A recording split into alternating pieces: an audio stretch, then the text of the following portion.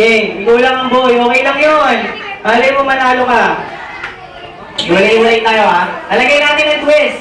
Since nakasakay tayo sa isang bangkang lumulubog na, kunyari dumating po si Jollibee. Okay? Sino nakakilala kay Jollibee? Taas ng kamay.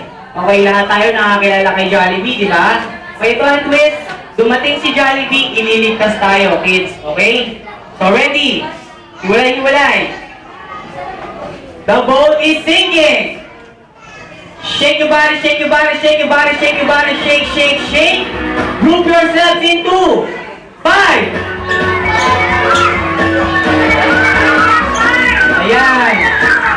Hindi nakasama. 1, 2, 3, 4, 5. Saka, 5 lang, 5. Saka si baby, saka si ate. Ano sabihin sa kanila, kids?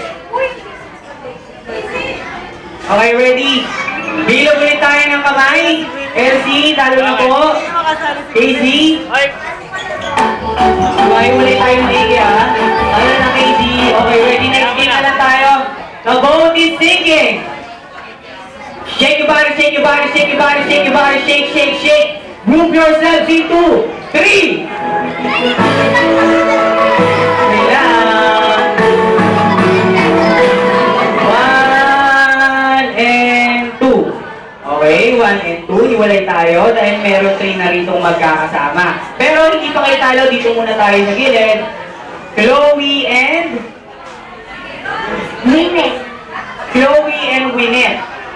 Okay, si Chloe saka si Winnet dito, dalawa lang silang natira. Itong tatlo natin si Yesha, si Aliena, saka si Santa. Okay, ang sabi ko, group yourselves into 3. Tama naman, tatlo kayo, okay, di ba?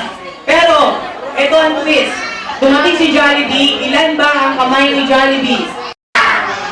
O kung dalawa ang kamay ni Jollibee, ilan sa tingin nyo ang maliit si Jollibee? Ang tatlo o ang dalawa?